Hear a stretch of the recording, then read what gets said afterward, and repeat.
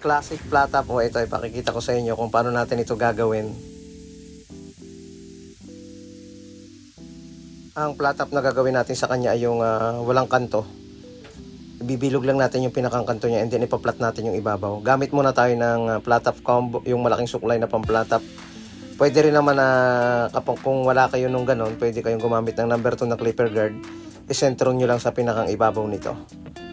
Gamit tayo ng malaking suklay sa pagpapantay sa gawing ibabaw.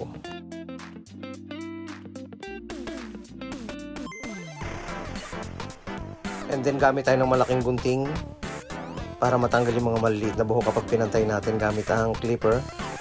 And then proceed tayo, number 2 na clipper guard sa gilid. Straight yung pagbawas pataas.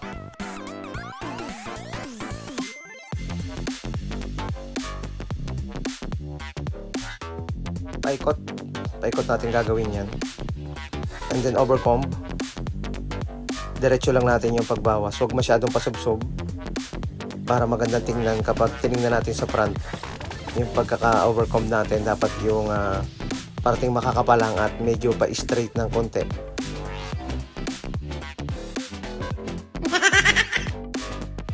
And then gamit tayo ng gunting para mabawasan yung pinakang kumakanto. Makapal kasi sa bahagi na yan dahil bumabagsak yung buhok. Kaya ang gagawin natin pagka-flat top niya ay yung wala ng kanto. Tatanggalin natin yung makapal paikot sa pinakang kantuhan. And then number 1 na clipper guard sa may mismong patilya.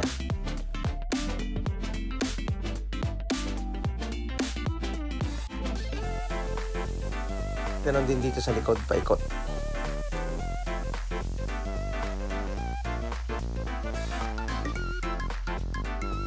Gamit tayo ng trimmer, gawa tayo ng lineup.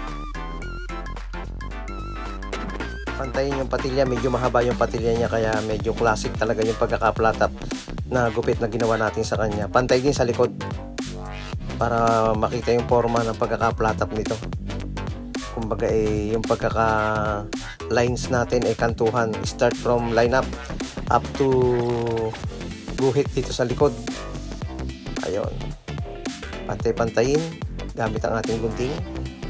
Basain and then ahitan.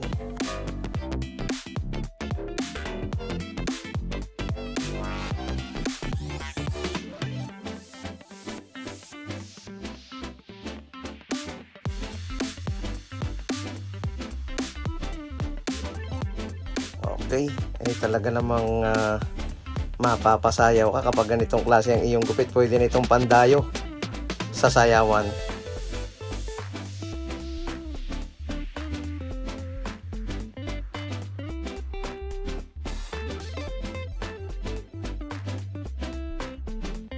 Thank you, maraming salamat. Classic flat top, tinanggal natin yung pinakang kanto niya para mawala yung medyo makapal nito.